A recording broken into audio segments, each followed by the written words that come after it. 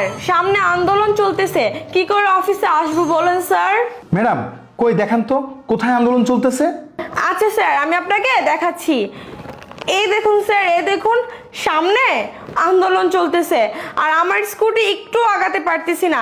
এখন আমি কি করে অফিসে আসবো বলেন স্যার? আচ্ছা আচ্ছা বুঝতে পারছি, আপনি একটা কাজ করেন, আপনার স্কুটিটা কোনোভাবে রাস্তার পাশে নিয়ে যান, তারপর আস্তে আস্তে আপনি রাস্তার পাশ থেকে চলে আসেন। স্যার সেটা কখনোই সম্ভব না। এখানে যেরকম আন্দোলন চলতেছে, আমি যদি এখান দিয়ে যাই তাহলে আমারও প্রাণের ঝুঁকি আছে, আর আমি নিজের জীবন বাজি রেখে কি করে অফিসে আসতে পারি বলেন স্যার? আমার যদি কোনো কিছু হয়, সে ক্ষতিপূরণ কি আপনার অফিস দিবে? দেখেন আজকে অফিসে অনেক জরুরি কাজ পড়ে আছে, আপনি যদি অফিসে না আসেন অনেক বড় ক্ষতি হয়ে যাবে। প্লিজ আপনি একটু চেষ্টা করেন না অফিসে আসার জন্য। স্যার আমি বুঝতে পারছি স্যার, কিন্তু আমার তো কিছু করার নাই। আমি তো অনেক বড় বিশাল একটা ঝামেলার মধ্যে পড়ে গেছি, সামনে তো অনেক বড় আন্দোলন, আর এখন যদি আমি যাই তাহলে তো আমার জীবনের ঝুঁকি থাকবে স্যার।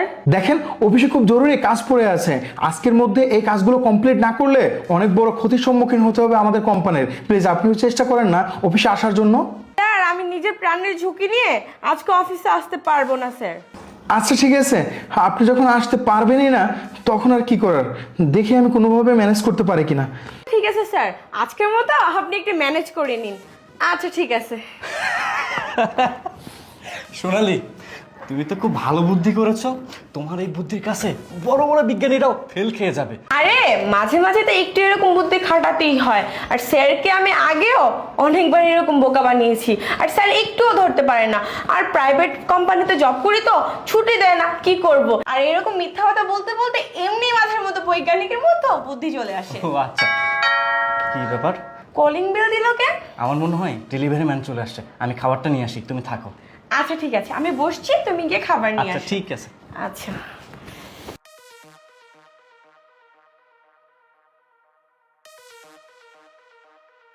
স্যার এটা কি সোনালী ম্যাডামের বাসা? হ্যাঁ, সোনালি ম্যাডামের বাসা, কিন্তু কেন? তিনি কি বাসায় আছে? হ্যাঁ বাসায় আছে। তার একটা পার্সেল ছিল। ও আচ্ছা ঠিক আছে, আমাকে দিন। না না স্যার, আপনাকে দিতে পারবো না। কিন্তু কেন? যে অর্ডার দিছে আমরা শুধু তার কাছেই দিই, এটা আমাদের কোম্পানির রুল। এটা কোন ধরনের নিয়ম? আচ্ছা সোনালি, সোনালি একটু ওয়েট করুন, আসতেছে। সোনালি, হ্যাঁ বলো। ডেলিভারি ম্যান আসছে। ম্যাডাম আপনার পার্সেলটা। আচ্ছা ঠিক আছে, আর আমি গেলাম, তুমি আসো। আচ্ছা ঠিক আছে ভাই, তাহলে আপনি যান। হ্যাঁ আমার কাজ শেষ, এখন আমি যাই।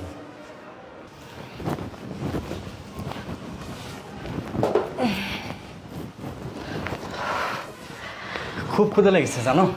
খোলো খোলো। আচ্ছা খুঁজেছি। এই সময় আবার কে মেসেজ দিল? দেখো দেখো, অফিস থেকে আমার বস মেসেজ দিয়েছে। পড়ো তো। তোমার সব সত্যটা আমার সামনে চলে এসেছে। তুমি ভিডিও কলে আমাকে বোকা বানিয়ে তাই তোমার চাকরি চলে গেছে। কাল থেকে তুমি আর অফিসে আসবে না। আর হ্যাঁ, তোমার জানার জন্যই বলছি, আমি এখন তোমার দরজার সামনে দাঁড়িয়ে আছি। এই আমাদের তো সব প্ল্যান বুঝতে পেরেছি, এখন কি হবে আমাদের? এখন কি হবে? এখন তো মনে হচ্ছে আমার চাকরিটাও চলে যাবে। স্যার আপনি? হ্যাঁ আমি। কেন আপনি আমাকে দেখে অবাক হয়ে যাচ্ছেন? অবাক হওয়াটাই স্বাভাবিক। দিনের পর দিন আপনি আমাকে বোকা বানিয়েছেন, আমাদের অফিসকে ঠকিয়েছেন। আপনি কি ভেবেছেন যে দিনের পর দিন এভাবে আমাদেরকে ঠকিয়ে যাবেন আমরা কিছুই বুঝতে পারবো না? না, সব কিছুরই একটা শেষ আছে, আর আজকেই আপনার সেই শেষ দিন। যে কাজকে আপন করে নিতে পারে না সে কখনো কোনো কোম্পানিতে জব পাওয়ার যোগ্যতা রাখে না। আপনি সেই একজন যে কিনা কোম্পানির কাজকে নিজের কাজ মনে করতে পারে না, আর যে নিজের কাজ না মনে করতে পারে সে কখনোই কোনো কোম্পানিতে চাকরি পাওয়ার বা কাজ করার যোগ্যতা রাখে না। ছি, আমার ভাবতেও লজ্জা লাগতেছে যে আপনার মতো এমপ্লয়ার আমাদের অফিসে জব করতেছে। আরে আপনার চাইতে মেধাসম্পন্ন লোক এবং শিক্ষাগত যোগ্যতা আপনার চাইতেও ভালো তারা আমাদের অফিসে জবের জন্য অ্যাপ্লাই করছিল, তারা ইন্টারভিউ দিছিল, আমরা তাদেরকে নেই আপনাকে নিয়েছিলাম। কেন নিয়েছিলাম জানেন? আপনি আমাদেরকে অনেক অনুরোধ করেছিলেন, আপনি বলেছিলেন আপনার এই পৃথিবীতে বাবা নাই, মা নাই, আপনি এতিম, আপনি অনেক কষ্টে পড়ালেখা করছেন, যার কারণে আমাদের একটু মায়া হয়েছিল আপনাকে চাকরিটা দেওয়ার জন্য। আমরা ভেবেছিলাম আপনি হয়তো এই চাকরিটা খুব মনোযোগ দিয়ে করবেন, খুব ভালোভাবে করবেন, আমাদের কোম্পানিকে সামনে এগিয়ে নিয়ে যাবেন, কিন্তু না, আপনি সেই কাজটি করেননি। আপনি যে কাজটা করেছেন সেটা অনেক বড় অন্যায় করেছেন। আর যাই হোক, আপনার মতন একজন কর্মচারী আমাদের অফিসে চাকরি করার যোগ্যতা রাখে না। ভালো থাকবেন আপনি।